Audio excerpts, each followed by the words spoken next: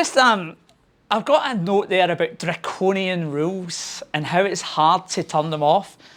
Now, I think of Tony with this and Michael and like we went through this. I've actually just been asked this week if we can look at our golden rule about using mobile phones in vehicles, right? So I was like, oh, I've been through this before. This is really, really hard. And you talk about it in your book about these rules that we put in place, but they're so hard to turn off. I've just wondered what your thoughts are and what advice you could give to people who are trying to turn back rules that just don't make sense.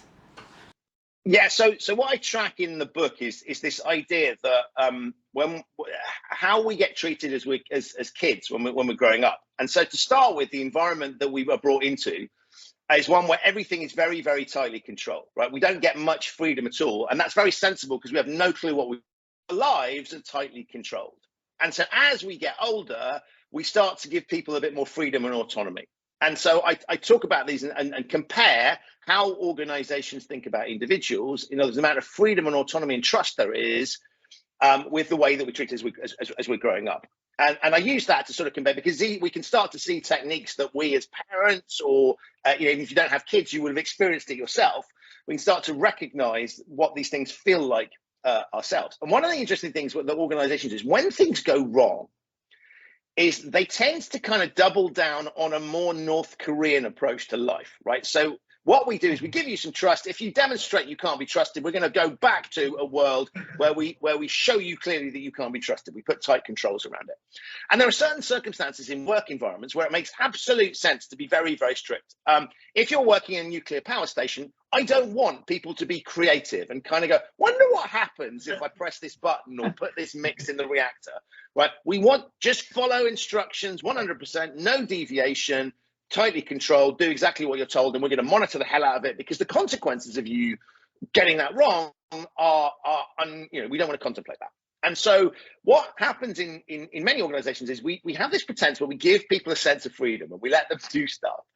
And then it goes wrong on some level, and we revert to this kind of childlike thing where we sort of go, right, we're going to control that, more training, more controls, more observations, bigger punishments. And the problem with that situation is that once we go to that zone, it's really difficult to unwind that.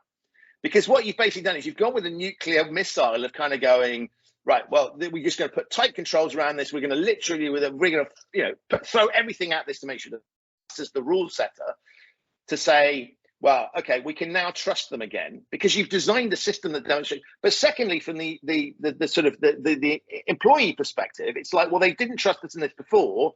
What are they now doing? And the strange thing about it is when we find ourselves in environments that are tightly controlled and magically then they relax rules, it's a bit uncomfortable for us because we're like, well, I don't know what I can do anymore. I get used to being in a world that's tightly controlled. And so what I say to people is, if things have gone wrong, try not to go straight for what feels really good, what might sound good in front of regulators, what might sound good in front of the board. It's just, we're gripping this really tightly. Because if you do that, it's really hard to unwind that particular piece. So there are other steps that we can take. Now, ideally, we don't get ourselves in a position where things have gone wrong.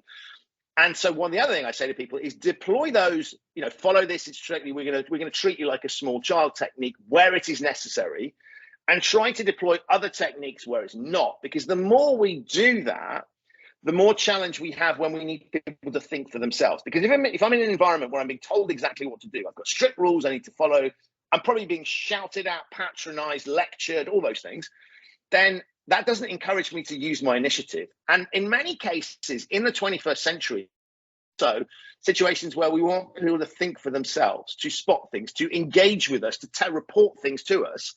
And we're not really encouraging that if we're spending our whole time treating them like they're idiots. So there's a balancing act to be struck here. But I just think what I see more and more of is a tendency to revert to that childlike state of, we don't trust you anymore, we can tell you what to do. That's fine in some situations, but if you do it all the time, you're going to irritate people, but you're also going to miss opportunities to get the best out of them. And so it's a challenging thing. And so think about, if you're going to put tighter controls around something, what message is that sending to the target audience? And it may be that you want to do it for a short period of time to kind of stabilize things. How are you going to get out of that situation? Because often we can trap ourselves in a space that feels super comfortable, but comes with a huge amount of downside. Yeah.